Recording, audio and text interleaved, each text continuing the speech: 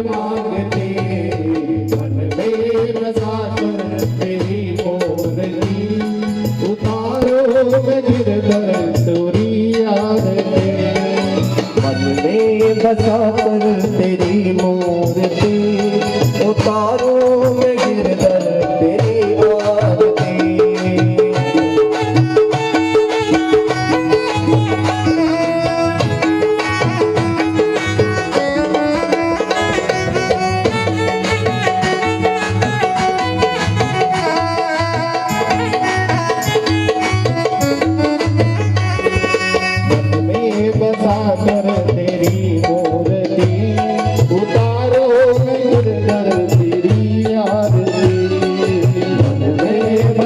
कर तेरी मूर्ति उतारो गिरधर तेरी आरती मन में बसा कर तेरी मूर्ति उतारो गिरधर तेरी आरती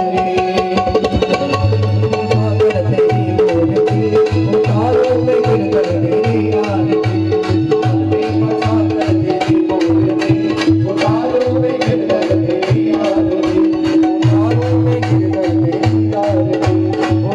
तेरी आरती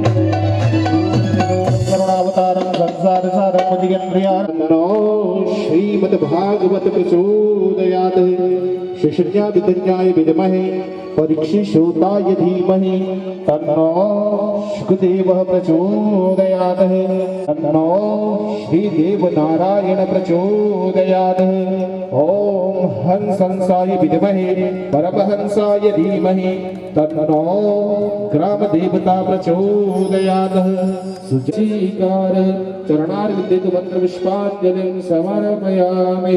बोलो गोपाल कृष्ण भगवान की जय, सीतारामचंद्र भगवान की जय, भागवत भगवान की जय, यज्ञ नारायण भगवान की जय, ग्राम के नगर के बस्ती के समस्त देवी देवताओं की जय, अपने अपने गुरु माता पिता की जय। शिव नमः पार्वती हर हर। सब अपने स्थान पर बैठ जाए बड़े प्रेम से।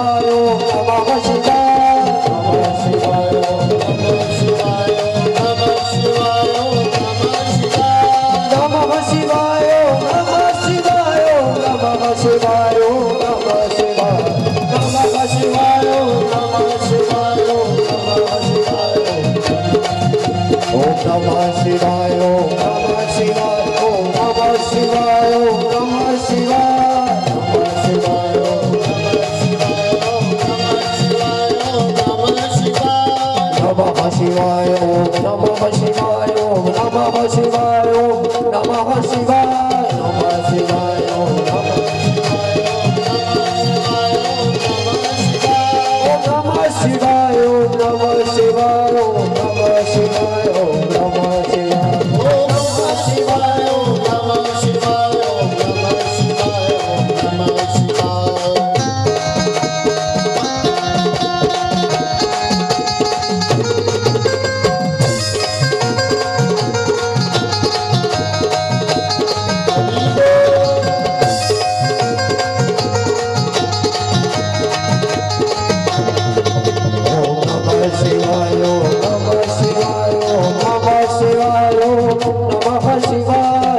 शिवाय ओम नमः शिवाय ओम नमः शिवाय ओम नमः शिवाय नमः शिवाय ओम नमः शिवाय ओम नमः शिवाय ओम नमः शिवाय नमः शिवाय ओम नमः शिवाय ओम नमः शिवाय ओम नमः शिवाय ओम नमः शिवाय ओम नमः शिवाय ओम नमः शिवाय ओम नमः शिवाय नमः शिवाय ओम नमः शिवाय ओम नमः शिवाय ओम नमः शिवाय ओम नमः शिवाय ओम नमः शिवाय नमः शिवाय ओम नमः शिवाय ओम नमः शिवाय ओम नमः शिवाय ओम नमः शिवाय ओम नमः शिवाय नमः शिवाय ओम नमः शिवाय ओम नमः शिवाय ओम नमः शिवाय ओम नमो भगवते वासुदेवाय। सभी अपने स्थान पर बैठ जाए। हमारे बीच परम पूज्य गुरुदेव पदार्थ हुए, सभी अपने स्थान पर बैठे। वासुदेवाय श्री कृष्णाय वासुदेवाय श्री कृष्णाय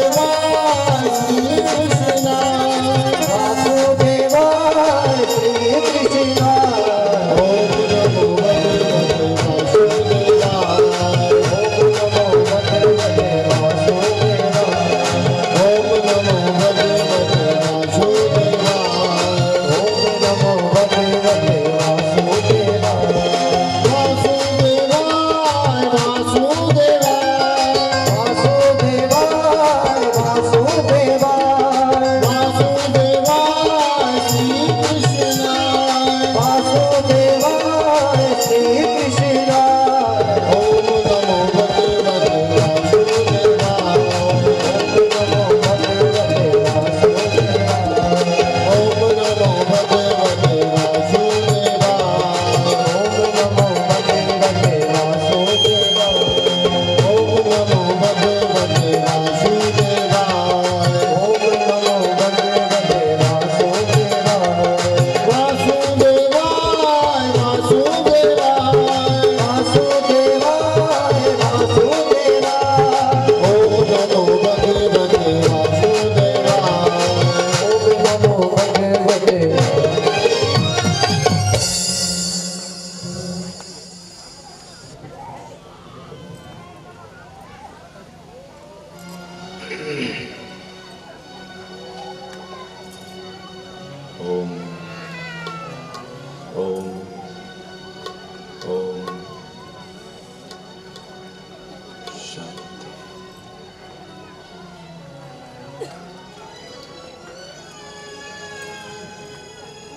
वक्रतुंड महाकाय सर्वकोटि समप्रभ निर्विघ्नं सर्वकार्येषु सर्वदा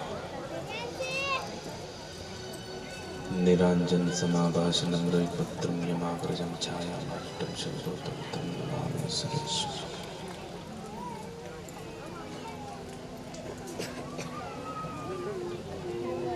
गुरुर्ब्रह्मा गुरुर्विष्णु गुरुदेवो महेश्वरा गुरु साक्षात् परब्रह्म तस्मै श्री गुरवे नमः।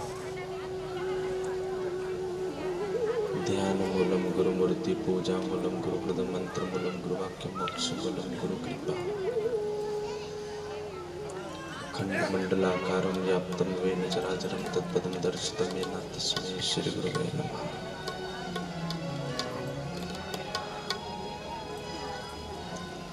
या देवी सर्वभूतेषु शक्तिरूपेण संस्थिता विद्यारूपेण संस्थिता दयारूपेण संस्थिता शांतिरूपेण संस्थिता बुद्धिरूपेण संस्थिता नमस्तस्यै नमस्तस्यै नमो नमः।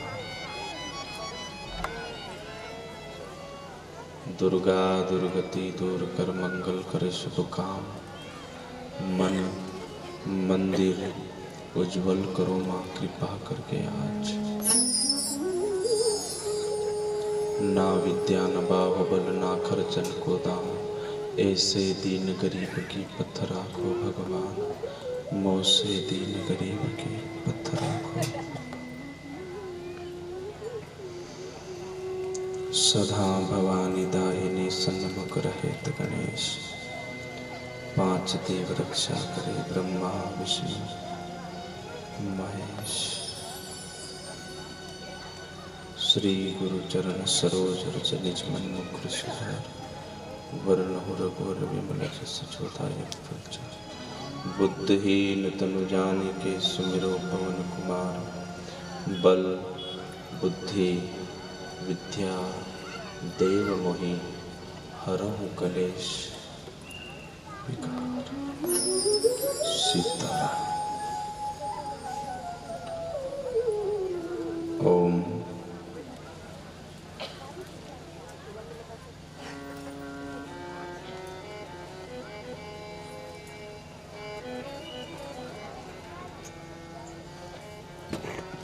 बोल गोपाल कृष्ण भगवान की जय। राजा रामचंद्र भगवान की जय। खेड़ापति हनुमान जी महाराज की जय। जगदम्बे मात की जय। शंकर भोलेनाथ की जय। सद्गुरुदेव भगवान की जय। यज्ञ नारायण भगवान की जय। श्रीमद् भागवत महापुराण की जय। व्यास जी महाराज की जय। शुक स्वामी महाराज की जय। सूर्य नारायण भगवान की जय। गंगा माई की जय। नर्मदा माई की जय। गौ माता की जय। भारत माता की जय। संत समाज की जय। सरस्वती मैया की जय।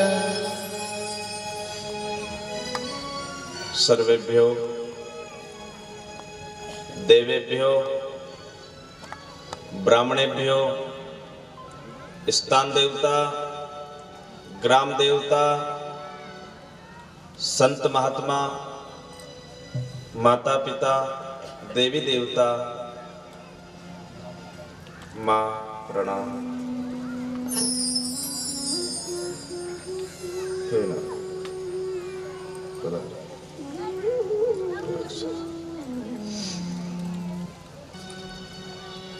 श्री कृष्ण गोविंद हरे मुरारी। हे नाथ नारायण वासुदेवा। श्री कृष्ण गोविंद हरे मुरारी। हे नाथ नारायण वासुदेवा। श्री कृष्ण गोविंद हरे मुरारी। हे नाथ नारायण वासुदेवा। कृष्ण गोविंद हरे मुरारी। हे नाथ नारायण वासुदेवा। श्री कृष्ण गोविंद हरे मुरारी। हे नाथ नारायण वासुदेवा। कृष्ण गोविंद हरे मुरारी। हे नाथ नारायण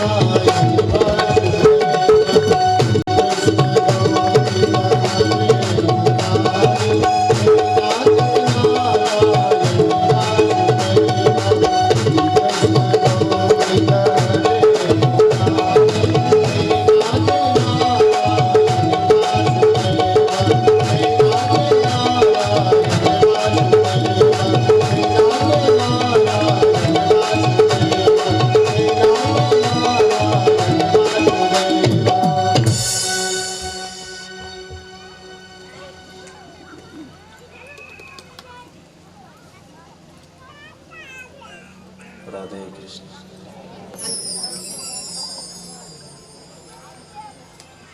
जय श्री कृष्ण।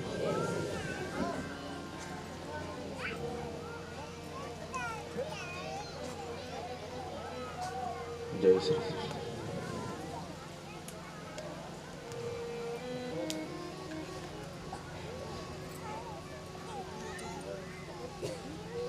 भगवान की कृपा, भगवान का प्रेम और भगवान के न्यायों पर भरोसा रखना।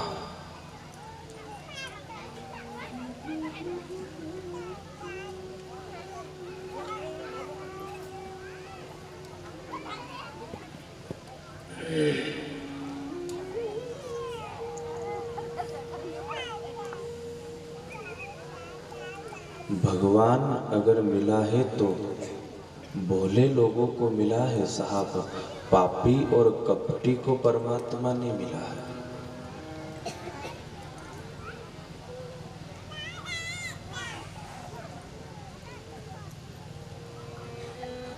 जिसको ज्ञान नहीं, जिसको ज्ञान का अहंकार नहीं, उसको ईश्वर की प्राप्ति हुई है। और जिसको अहंकार है अपने ज्ञान का, जिसको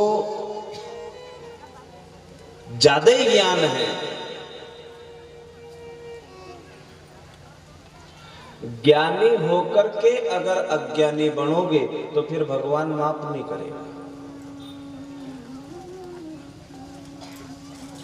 आप अगर अज्ञानी हो, आपको कुछ भी पता नहीं, आपको मंत्र पता नहीं, आपको पूजन करना पता नहीं, फिर भी अगर आप कुछ कर रहे हो और आपके हाथों से गलत हो गया और आप में वो ज्ञान नहीं है तो फिर भगवान आपको माफ कर देगा।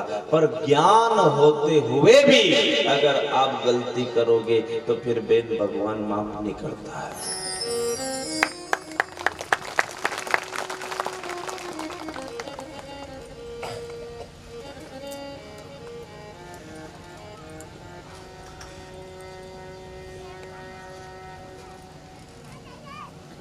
जगत के रंग क्या देखूं, क्या है जगत में?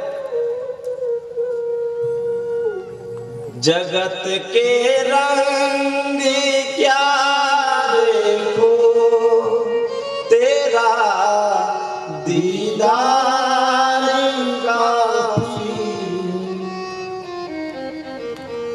क्यों भटकूंगे कहां भटकोगे, कहां जाओगे, शांति कहीं नहीं मिलेगी। क्यों भटकोगे रोके दर पे,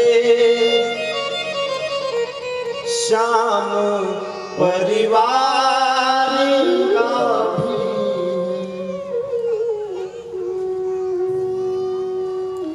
ज्ञान अगर तुम लोगों के अंदर है, तुम्हें पता है, गौर करना बहन, रोटी अगर बहन बनाएगी, बड़ी है, ब्याह हो गया है, 20 वर्ष की दीदी है, बहन है, वो रोटी बना सकती है। पर तुम 5 साल की बेटी को कहो कि तू रोटी बना, आप बताओ बनाए?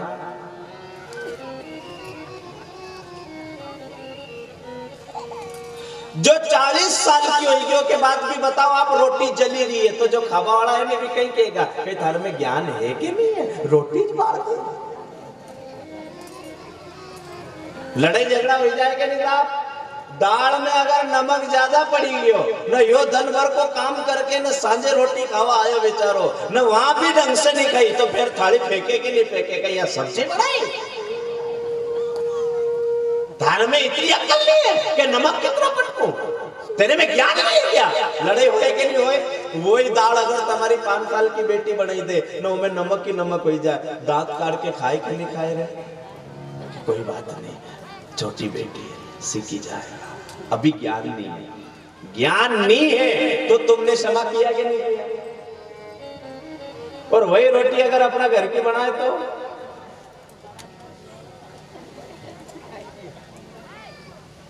आई समझ में? तब में ज्ञान है ओके बाद भी गलती करी लिया, फिर आप बताओ भगवान माफ करे? तुम में ज्ञान है कि मेरा जन्म क्यों हुआ है, तुम में ज्ञान है कि मेरे को क्या करना है, तुम में ज्ञान है कि अब आगे क्या होगा, तुम्हें सब पता है, उसके बाद भी इंसान गलती कर रहा है।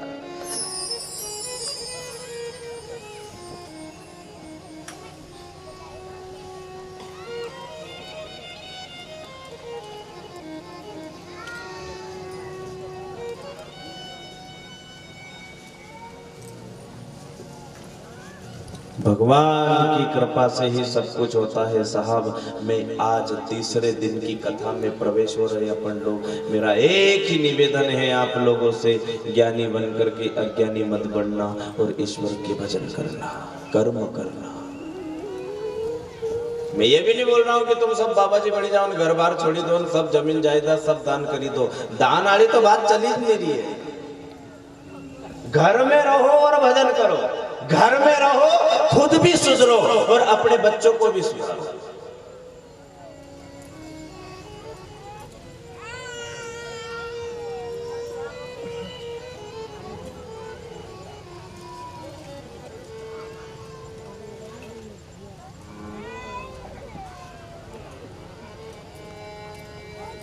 यहाँ पर आप आए हो, ये मिट्टी एक 5 तत्व की काया, 500 रुपए अगर तुम दान कर दोगे तो बताओ आप माइक पे बुलाओगा कि नहीं बुलाओगे? ये 500 रुपए, ये 1100 रुपए फलाने आदमी की तरफ से दान दिए जाते हैं। आज का भोजन का पूरा खर्चा हमारे साहब उठा रहे हैं। आज तेल की कुप्पी इनकी तरफ से, आटा इनकी तरफ से, दाल इनकी तरफ से।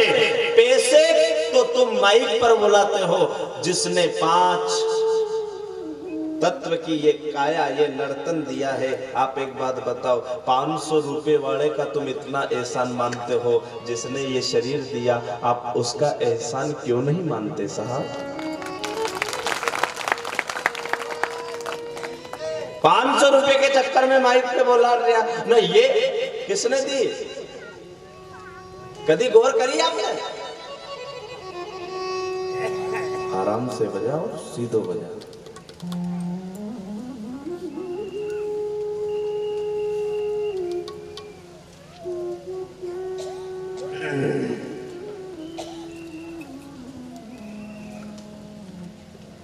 पड़ोसन अगर चाय पाई दे रही तो देखते तो हम बेन 15 दिन तक नहीं भूले। अत्रो फिकर करे हो कि एक कहीं कहीं मत दीजिए, या घणो प्रेम करे है, या चाय पाए है, इन्हें रोटी खवाड़ी है। वो बेन खाली चाय का ठेबड़ा में तो इतना, खाली चाय पाई थी जेमे तब इतना गुण दे दिया ना, जेने ये नर्तन दिया, ये काया दी, उसके गुण गाया कि नहीं गाया? थोड़ा उस पर तो ध्यान दे। कहाँ भटक रहा है, कहाँ जाना चाहिए? मुसाफिर यूं क्यों भटके रे, मुसाफिर यूं क्यों भटके रे, मुसाफिर यूं क्यों भटके रे, मुसाफिर यूं क्यों भटके। ताली बजा करके मस्त होकर गए। तुले हरि को नाम काम तेरे कभी नहीं लगे, मुसाफिर यूं क्यों भटके रे,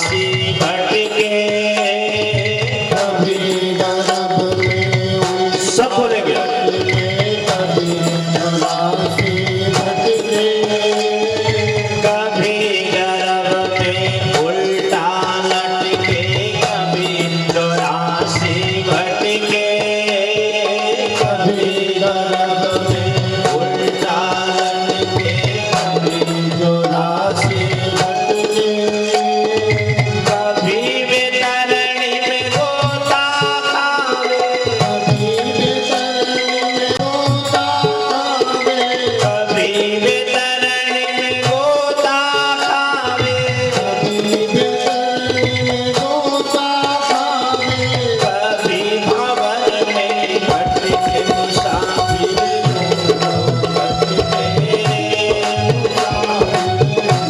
ताली बजे ताली में मस्त होकर के बोलो द्वारिकाधीश भगवान की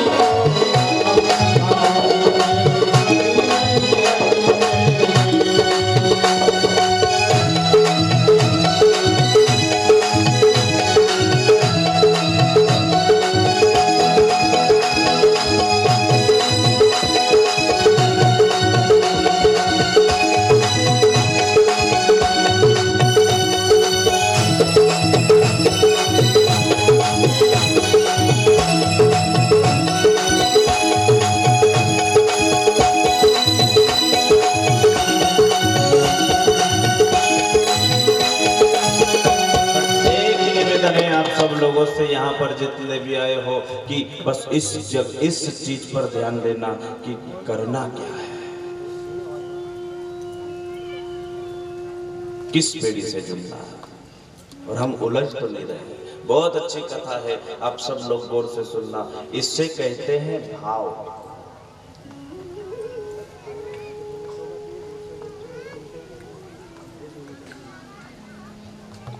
बहुत अच्छा भगत था, सत्य घटना है। नाम क्या था बेन उसका? भोला। और जैसा नाम था वैसा ही काम था। पूरे गांव के लोग कहते थे, भोला भैया, भोला भैया, आप कहाँ जा रहे हो? भोला, आप क्या कर रहे हो? प्रेम से सब लोग उसे भोले कहते थे। भोले का एक नियम था साहब, जब भी जो कोई काम करता तो वो बस एक ही शब्द कहता, रघुनाथ जी जाने। कौन जाने? रघुनाथ।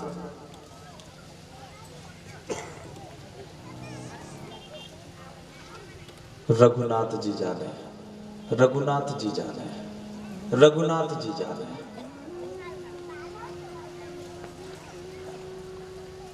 एक बेटी थी और दो बेटे थे बताया जाए। दोनों बेटों ने कहा कि पिताजी, बहन का विवाह तो धूमधाम से करेंगे, पैसे नहीं है, आप कहीं से उधार लेकर के आ जाओ। भोले ने कहा, रघुनाथ जी जाना है। जो भगवान के भरोसे रहता है, याद रखना, उसकी बात कभी वो बिगड़ने नहीं देता है।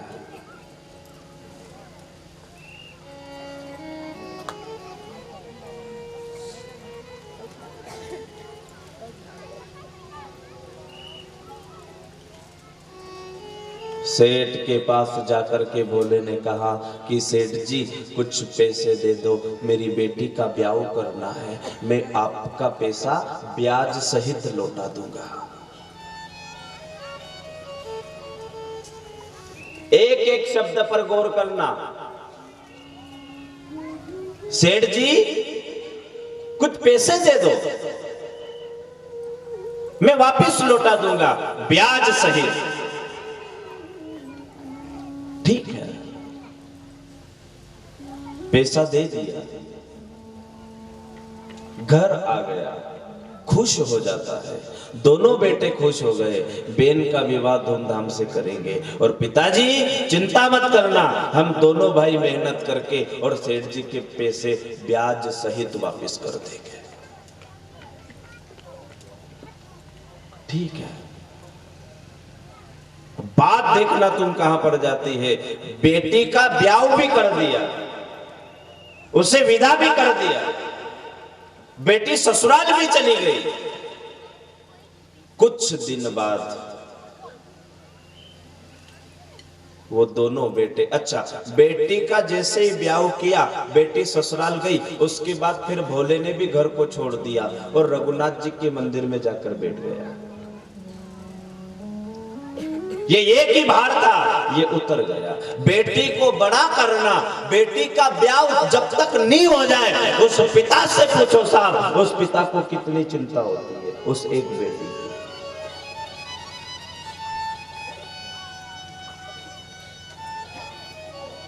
बेटी बेटी है।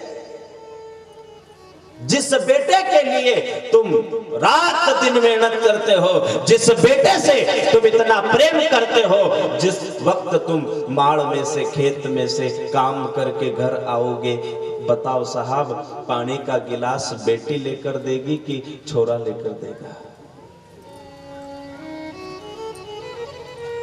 आप थोड़ी देर बैठोगे तो पानी का गिलास कौन लाएगा? आप अगर काम करने के लिए बहन कहीं चले गए और 10 साल की बेटी अगर घर पे है और वो क्या करेगी, मेरी माँ नहीं आए इतने हूँ बर्तन मांज दो, माँ नहीं आए इतने हूँ झाड़ू निकाल दो, माँ नहीं आए इतने हूँ रोटी बनाई दो। माँ को चिंता नहीं है कि घर का काम करना पड़ेगा, क्यों? क्योंकि घर पे बेटी है। वही बेटी जिस दिन ससुराल चली जाती हो, यार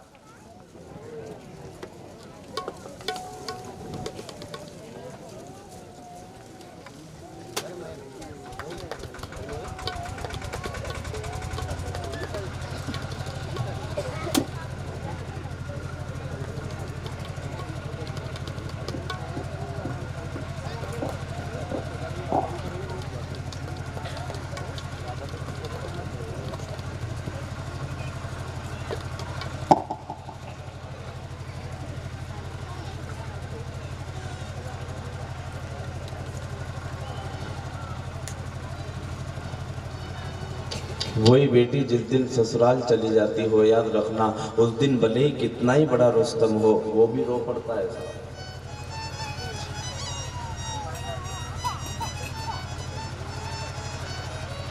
कुछ दिन बाद पैसे दोनों बच्चों के पास आए। पिता तो मंदिर में थे, मंदिर में जाकर के कहा पिताजी को, पिताजी चलिए आपने जिनसे पैसा लिया था अपन उनका पैसा वापस लौटा दें।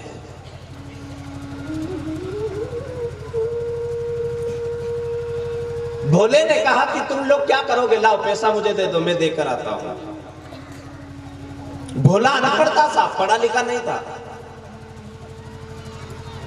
वो पैसा लिया, सेठ जी के पास जाकर के कहा, सेठ जी आपके जो पैसे थे ये ब्याज सहित मैं आपको लौटाने के लिए आया हूं, आप ये पैसे ले लीजिए। सेठ ने वो जितना भी पैसा था उसका ब्याज बना, वो सब जोड़ करके एक पर्ची में लिख दिया। पैसा ले भी लिया, बचा वो पैसा फिर उस भोले को दे दिया। अब पर्ची पर कहा उस सेठ ने कि ले इस पर साइन कर दे। उस भोले ने कहा कि पढ़ना लिखना नहीं आता साहब, अंगूठा टेक हूं, मैं क्या करूंगा इस पर्ची को, मेरे को क्या पढ़ना भी नहीं आता और कि कुछ तो गवाह जरूरी है ना, कि आपके और मेरे बीच में गवाह एक ही है, वो है भगवान। भोले को थोड़ी पता था कि ये सेठ बेईमानी करेगा, उसके मन में दोष थोड़ी ना था साहब। और भगवान उसी को मिला है जिसकी आत्मा में, जिसके मन में कोई दोष ना हो, कोई कपट ना हो।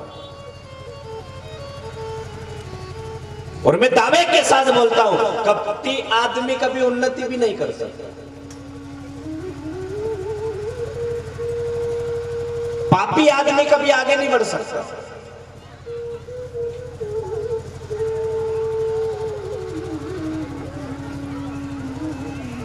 सेठ के मन में जैसे ही उसने कहा कि मैं अनपढ़ हूं, मुझे पढ़ना नहीं आता, सेठ के मन में तुरंत बेईमानी आ गई। सेठ ने भोले को कहा, जा अंदर जा और तेरी भाभी को बोल दे पानी का गिलास लेकर आएगी, मुझे प्यास लग रही है। भोला उसके घर अंदर गया भाभी को बोलने के लिए। इतने में इसने वो जो पर्ची थी वो तो खुद के रजिस्टर में रख ली और दूसरी पर्ची पर ऐसे ही लिख लुखा के और भोले को दे दिया। अब भोले को तो पढ़ना तो आता नहीं, वो कुछ भी दे उसे क्या मतलब। वो जैसे ही वहां से जाने लगा वो एक ही शब्द कहता है, बस राम जी जा रहे हैं, मैं क्या जानता, रघुनाथ जी जा रहे हैं। वो जो ऐसे ही वो कुछ लिखा था ना उसने पर्ची में, वो पर्ची कहाँ रखी बेन? रघुनाथ जी के चरणों में। अपने बच्चों को थोड़ी ना दी, उसका भाव देखो साहब। ये कथा यहां से मत सुनना, ये कथा यहां से सुनना, यहां से सुनोगे तो समझ में नहीं आएगी।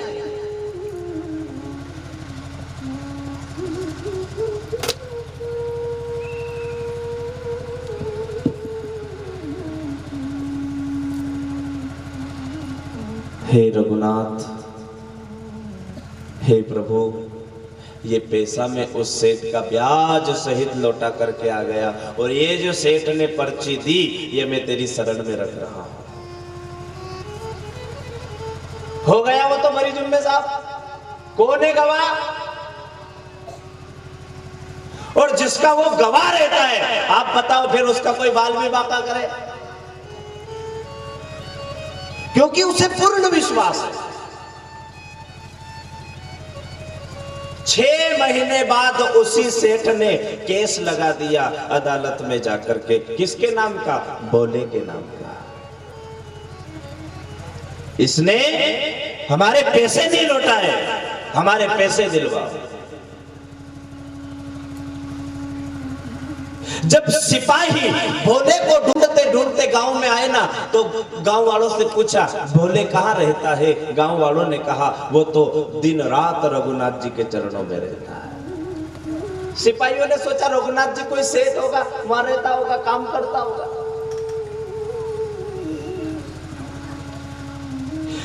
रघुनाथ जी का घर कहाँ आ गया साहब? रघुनाथ जी का कोई घर नहीं होता, रघुनाथ जी का तो मंदिर होता है, वो मंदिर में मिलेगा, जाओ। सिपाही गए, सिपाहियों ने कहा भोला वहीं पर था। ए तू भोला है? जी मुझे ही भोला कहते हैं। भोले भैया आपको अदालत में आना है, आपके नाम का केस है। मेरे नाम का केस? कैसा केस? तुमने एक सेठ के पैसे नहीं दिए। अरे साहब कैसी बात कर रहे हो? ब्याज सहित दे दिए। नहीं, हम वहां पर तुम्हारा केस है, तुम्हें वहां आना पड़ेगा। किसकी तरफ देखा उसने? रघुनाथ जी की मूर्ति की तरफ देखा। प्रभु ये क्या लीला है? मैंने तो पैसा लौटा दिया, मैंने तो ब्याज सहित दे दिया, ये क्या मामला है?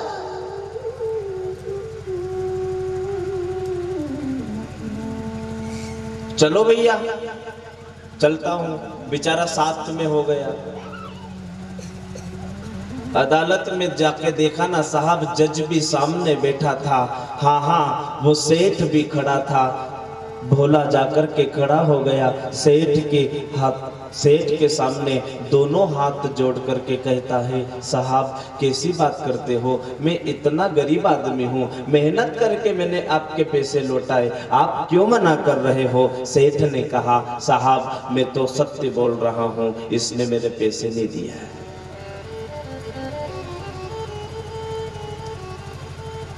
जज ने कहा एक बात बता। बोला कि जी जज साहब बोलिए, तेरा कोई गवाह है? भोले ने कहा पक्का है। कौन है? रघुनाथ जी जाने। जज ने सोचा रघुनाथ कोई सेठ होगा, रघुनाथ कोई गवाह होगा। जज ने क्या कहा, बहन ए साधु, ए भोला, तेरा रघुनाथ यहां पर आ जाएगा, बोड़ा का मुंडा से निकलेगी, आई जाएगी।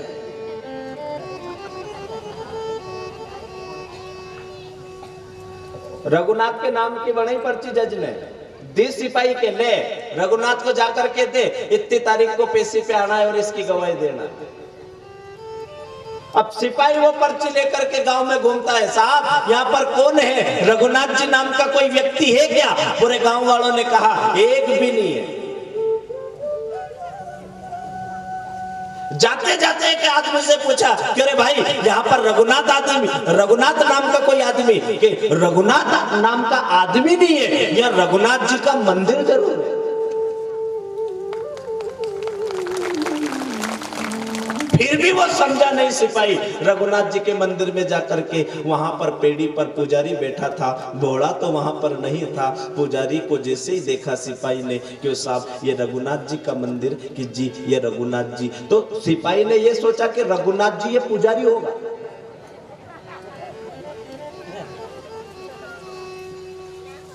सिपाही भी वहां तक नहीं पहुंचा है। पुजारी ने की, बोलो कहीं बात है?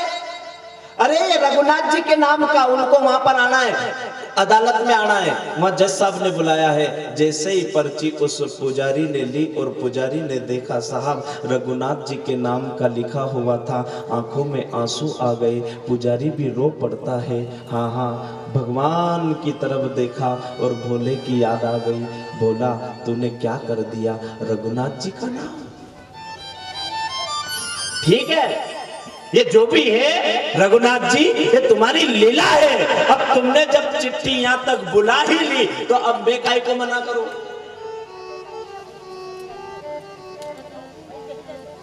पुजारी ने क्या किया साहब, वो चिट्ठी रघुनाथ जी के चरणों में। भोला आया, भोले को पुजारी ने डांटा, क्यों रे तूने भगवान का नाम लिखा दिया। भोले ने कहा, और था भी कौन? सेठ के और मेरे बीच में था कौन? रघुनाथ जी तो थे। अब रघुनाथ जी आएंगे। भोले को इतना मतलब इतना विश्वास था, प्रेम था।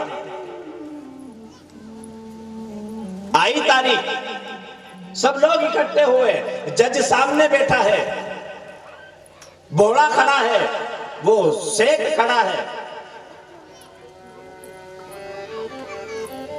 जज ने कहा सिपाही को, ए सिपाही आवाज लगा, रघुनाथ हाजिर हो।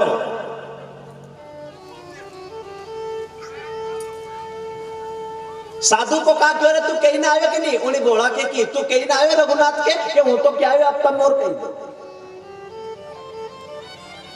वही पुजारी भोग लगी रहे, नया नया कपड़ा पे रही रहे हो, कम्बल रखी रहे हो। भगवान जानो पड़ेगा, आज बात नहीं बिगड़ जाए हो कि वो तुम्हारे तैयार करी रही है। वही पुजारी को भी साथ, वही दीपक लगाई दियो, आपके जानो पड़ेगा। वो बेंडियो आज अटके ही है।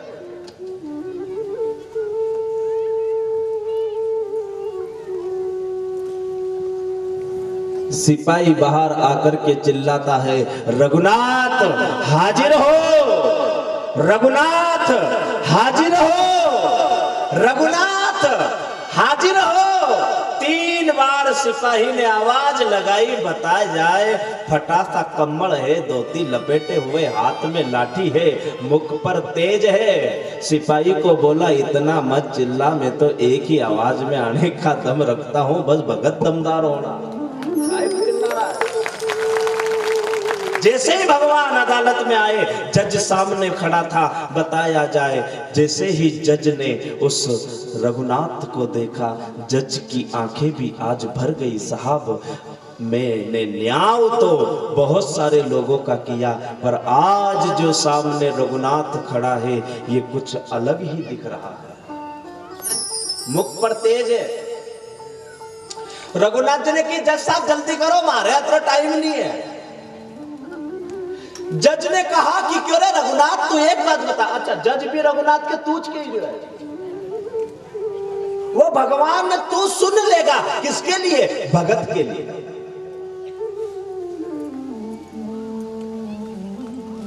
प्रबल प्रेम के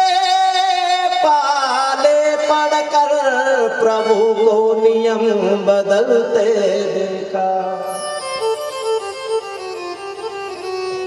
अपना मान टले टल जाए, पर भगत का मान न टलते देखा। ए रघुनाथ, इस भोले ने इस सेठ को पैसा दिया कि दिया कि थारे घरे कहीं सबूत है? रघुनाथ जी ने कि एक काम करो, तुम्हारा सिपाही के सेठ का घरे मोकलो, तिजोरी में 3 नंबर की खिड़की में 98 नंबर का कागज में एक ही चिट्ठी पड़ी है, तो किन ला।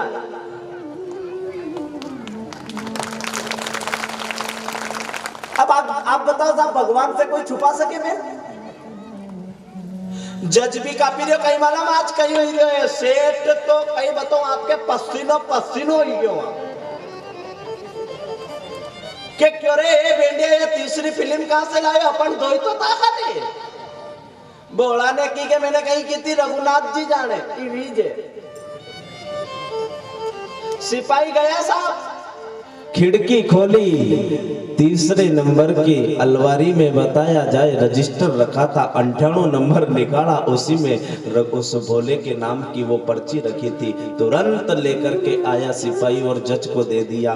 जज ने देखा, बताया जाए भोले को रिहा किया। उसके बाद उसी सेठ को जज ने दंड दिया, सजा दी। भोला वहां से बाहर निकला। अब जैसे ही भोला बाहर निकला, जज भी उसके पीछे हो गए। रघुनाथ जी तो चले गए। जज ने कुर्सी पे बैठे बैठे माथो पकड़ी न बैठियो, तो सिपाही ने की कि जज साहब के माथो दुखी रहो क्या? आहा के बुखार रहेगी क्या? आहा वो अभी मारो दिमाग मुकाम पे नहीं है रे। सिपाही ने की कि तमारो तो तमारो पर मारो भी नहीं है कि क्यों रे सिपाही, एक बात बता, ये जो रघुनाथ आया था या कौन था रे? इसके मुख पर तेज कितना था रे? ये बिल्कुल अनोखा नहीं लग रहा था कि मुझे भी लग रहा था। भोला जब बाहर गया ना, तो जज भी उठ के दौड़ कर चला गया, भोले के पास जाकर के चरणों को पकड़ लिया। ए भोला, सत्य बता, हुआ क्या था? भोले ने कहा, प्रभु जी, मैंने तो ब्याज सहित पैसे इसके कभी के लौटा दिए थे। इसने झूठ बोला, क्या पता वो पर्ची कहाँ गायब हो गई और मुझे कौन सा कागज दे दिया। तो मेरे बीच में और इसके बीच में रघुनाथ जी। तो जज ने कहा कि रघुनाथ जी ये कोई गांव का पुजारी है क्या? कि ये पुजारी नहीं, जो मंदिर में बैठा मोर मुकुट बंसी वाला, ये वही था जज साहब, ये वही था। जज भी कापी रहे है, जज के चिंता हो रही है। ए भोले, तूने मेरे साथ गलत किया। अरे मुझे क्या पता था कि ये मोर मुकुट बंसी वाला ही है, ये द्वारिकाधीश ही है। आज इसे मेरी अदालत में आना पड़ा, मैं कुर्सी पर बैठा रहा और ये खड़ा रहा। ए भोले, एक दिन ऐसा आएगा कि मैं उसकी अदालत में जाऊंगा, वो बैठा रहेगा और मैं खड़ा रहूंगा। बोले, आज तूने मेरे साथ बहुत गलत कर दिया, मुझे बता ही देता, मैं कम से कम उनके चरणों को तो छू लेता।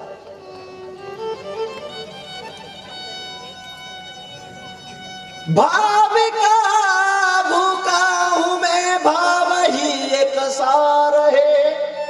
क्या चाहिए? ज्ञानी हो, अज्ञानी मत बनना। आप सबको पता है कि शराब गलत है, दारू पीना गलत है, उसके बाद भी पी रहे हो। बताओ, कहीं ना कहीं क्या कर रहे हो? भला होने का है?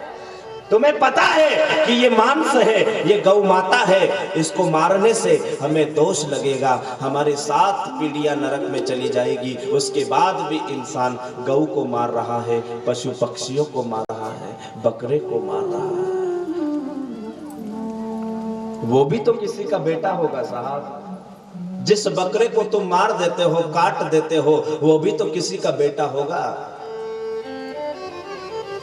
वो छोटे छोटे बच्चे बेचारे, कहते हैं ना कहावत में, वो छोटे छोटे बच्चे अपनी माँ को कहते हैं, माँ दिवाली खूब धूमधाम से मनावांगा। वो माँ कहती है, चिंता मत कर बेटा, बेरी दशहरो बीच में पड़ी हो है, दिवाली नहीं आन देगा।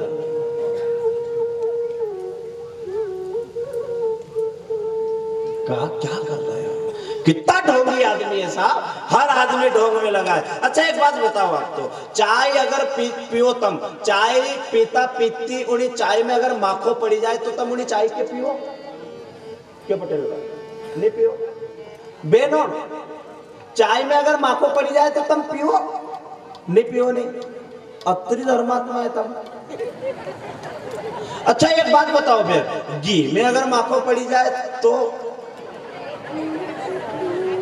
बोलो, चाय तो तुम फेंक ही दोगा, घी में पटेल बा कभी फेंके 1 किलो घी क्यों नहीं फेंकियो? वो में तो माखो पड़ी क्यों नहीं है? क्यों? चाय तो तुमने फेंकी थी।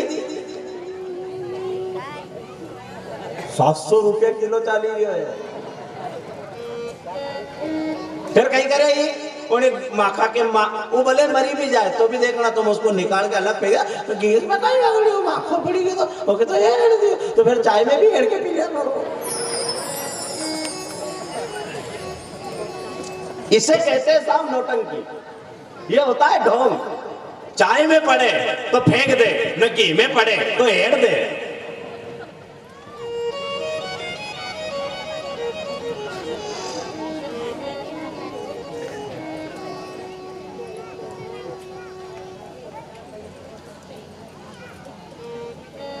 कोशिश करना कि भगवान की कृपा आप सब लोगों के ऊपर बनी रहे और ईश्वर आप सब लोगों के ऊपर कृपा बरसाता रहे।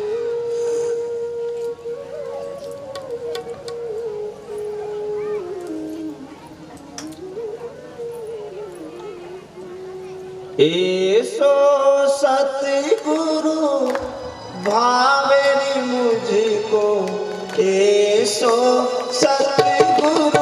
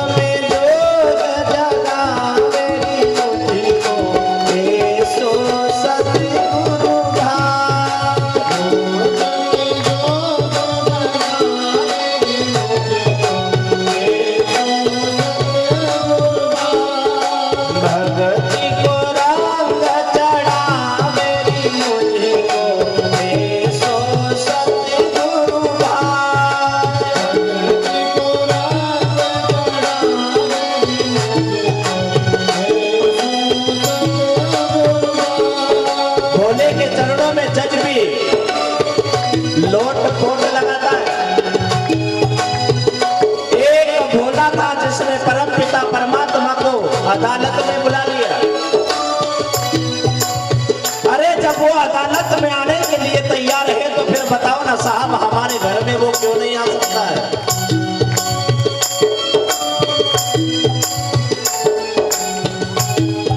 मीरा को दिया गया था जहर, पर बताया जाए उसी जहर को अमृत बना दिया किसने? द्वारिकाधीश ने।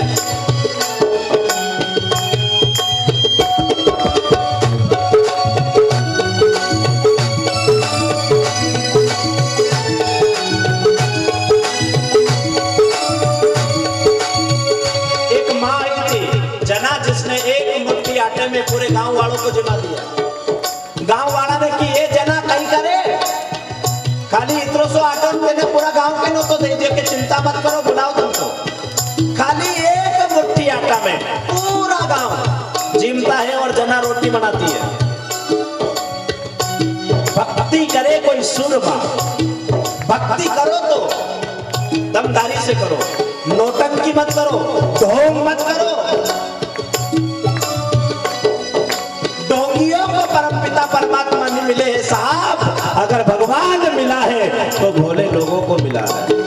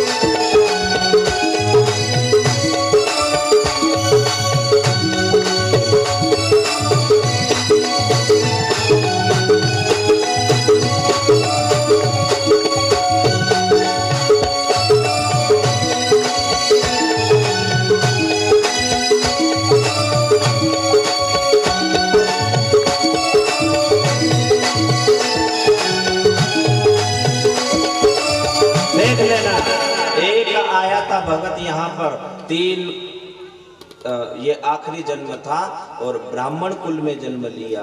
तीन भरत आए थे इस धरती पर, एक राम के भरत, एक 5 वर्ष की उम्र में शेर को दांत गिनवा दिए और एक जड़ भरत। अब यहाँ पर मृग देह का त्याग किया, ब्राह्मण कुल में जन्म लिया। अब नाम था उनका भरत, लेकिन हुआ क्या बेन, उनका काम पागल के भांति था, तो लोगों ने उनका नाम रख दिया जड़ भरत। देखना तुम आज भी नरा जैसा कि बैठे तो बैठे ही है नहीं, उबिया तो उबिया ही है, नींद काटी तो फिर नींद ही काट रहा है, नहीं बोले तो फिर बोले ही नहीं, न बोलवा लागे तो फिर बोले ही बोले। देख जो तब नरी बहनों की आदत है, नहीं बोले वहां तक वहां नहीं बोलेगा, जब बोलवा लागेगा तो फिर कोई के नहीं बोलवा देगा। ये जो सा काम करे नहीं, या तो बोले ही नहीं, न बोले तो फिर बोले ही बोले, खून रही।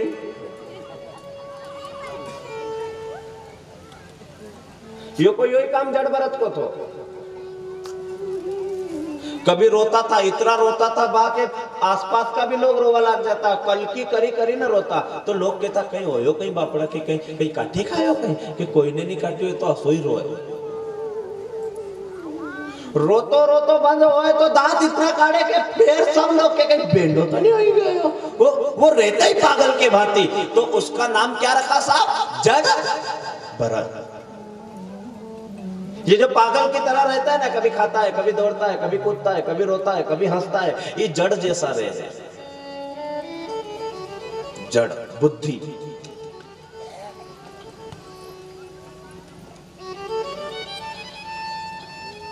जड़ भरत बहुत रोते थे। किसके लिए? अपने माँ बाप के लिए। जिन लोगों के माँ बाप नहीं है, आप उनसे जाकर के पूछो। जड़ भरत रोज रोते थे, रोज रोते थे। माँ की याद आती थी। माँ माँ होती है साहब, गोदी में सुलाना, दया का हाथ रखना, आंचल में छुपाना। मन की बात जानती है साहब माँ। बेटा